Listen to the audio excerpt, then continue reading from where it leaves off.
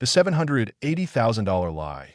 How convenience is quietly bankrupting millennials. Picture this. It's 7:42 on a Tuesday night, and a woman named Claire is standing in her kitchen staring into a fridge that has nothing in it that doesn't require effort. She's tired. Not sick, not desperate, just tired. Her thumb finds the delivery app before her brain even finishes the sentence. I should probably cook. $14 of pad thai becomes $42 in 90 seconds, and she doesn't flinch. Not because she's careless. She has a master's degree. She earns six figures. She doesn't flinch because the system was never built for her to notice. And that's the part that should terrify you. The moment you stop noticing is the exact moment you start losing. Here's what Claire doesn't know. This isn't one bad decision. It's a pattern, repeating 3 or 4 times a week, wearing a different costume every time. Sometimes it's a delivery app. Sometimes it's same-day shipping instead of a 5-minute drive. Sometimes it's pre-chopped vegetables or furniture that arrives already built. Add it all up over a year, and Claire isn't losing $42. She's losing somewhere north of $11,000. That's not a number. That's a used car. That's a semester of tuition. That's a hole in her future she can't even see because it was engineered to be invisible. Economists have a name for the glitch being exploited here: present bias.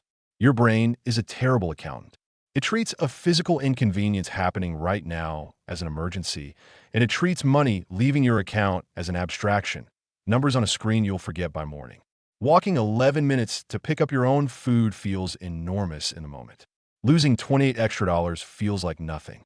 That gap between what you feel and what you actually lose is where an entire industry built its empire. And here's the historical twist nobody talks about. This isn't a new trick. 100 years ago, coal companies paid miners in company scrip instead of real currency, scrip that could only be spent at the company's store, where prices were quietly marked up because there was nowhere else to go. Workers weren't stealing from themselves. They were trapped in a closed loop where convenience and captivity looked identical. Today, nobody's forcing you into that loop. You're walking into it voluntarily, one tap at a time, and somehow that makes it more effective, not less. So let's look at the actual math, because vague guilt doesn't change behavior. Numbers do.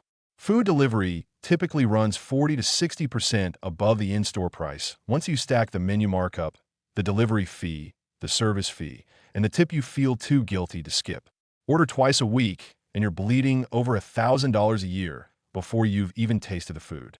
Grocery delivery isn't far behind. Prices run 5 to 15% higher before fees, then add service charges and tips, and you're paying 25 to 30% more than if you'd pushed a cart yourself. On a modest grocery budget, that's another $2,000 gone every single year. Then it gets almost comedic. Pre-sliced watermelon costs roughly 4 times more per pound than a whole one for 15 seconds of knife work you didn't do. Baby carrots are just regular carrots shaved down, sold at double the price. Coffee pods run 4 to 7 times the cost per cup of a bag of grounds. None of these individually will ruin you. But that's the trick.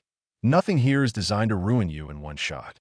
It's designed to bleed you in amounts too small to notice and too frequent to stop. Now, you might be telling yourself the classic justification. My time is valuable, so paying for convenience is just efficient. Here's why that story falls apart under pressure. First, you almost never convert the saved time into money. Skip the grocery run and you don't file an extra hour of billable work, you scroll your phone. Second, this kind of spending is rarely a calculated decision. Nobody opens a spreadsheet before ordering delivery. You click because you're tired, and the justification arrives afterward, dressed up as logic. Third, if you're salaried, your income doesn't move no matter how you spend your evening, which means the entire "my time is worth X per hour" argument is a fantasy built to make impulse spending feel rational. And it compounds psychologically before it ever compounds financially. The first delivery order feels like a treat. The 20th feels routine. By the 50th, you've genuinely forgotten that picking up your own food was ever an option. Every convenience you accept quietly raises your tolerance for friction, which makes the next convenience feel even more necessary. You're not buying time back. You're being slowly retrained to find ordinary effort intolerable. And the companies selling you that relief know exactly what they're doing. Push notifications, personalized discounts, one-tap checkout. None of it exists to make your life easier. It exists to convert your exhaustion into recurring revenue. Now here's the number that should actually keep you up at night. If your convenience spending averages $400 a month, food delivery, grocery delivery, subscriptions, markups, all of it combined, that's $4,800 a year. Invested at a conservative 8% annual return, that $4,800 becomes roughly $780,000 over 35 years. Read that again. Not a typo. Cut that number in half, and you're still giving up nearly $400,000, an entire house, or a decade of retirement, for the privilege of never chopping an onion. And the cruelest twist is who pays the heaviest price. Lower-income households often live in food deserts with fewer nearby stores, making delivery feel less like a luxury and more like a necessity. People working multiple jobs are the most exhausted, and exhaustion is exactly what this system is built to monetize. A $4 delivery fee barely dents a $60 order, but it devours a $30 one. The system wasn't built to be fair. It was built to extract the most from the people who can least afford to lose it, while wrapping the whole transaction in the language of self-care. So what do you actually do with this? You don't need to swear off every convenience forever. Sometimes you're sick, sometimes life is genuinely chaotic, and that's fine. What you need is to stop paying automatically. Pull 3 months of statements and add up every fee, markup, and tip tied to convenience. Most people who do this are stunned by the total, because you cannot fight a number you've never actually seen. Delete the delivery apps and force yourself back to a browser. Friction is the antidote to impulse. Give yourself a 24-hour rule before any convenience purchase. If you still want it tomorrow, fine, but you don't get to have it in the heat of the moment. And relearn the basic skills this whole system was built to make you forget, because every skill you reclaim is one less category of spending you're vulnerable to. Claire doesn't think of herself as someone burning $11,000 a year. She thinks of herself as someone who's just busy, who deserves a break, who's earned a little ease.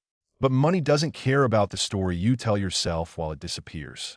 In 30 years, when she's wondering where her retirement went, she won't trace it back to 400 pad thai orders and 200 grocery deliveries, because the system was engineered from the very first tap to make sure she never could.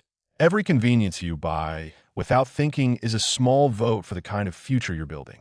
You can keep voting on autopilot, or you can start treating a little friction like the investment it actually is. If this changed the way you look at that app on your home screen, subscribe, because I've done the uncomfortable math so you don't have to. And next time, I'm coming for the subscription services quietly draining your account every single month.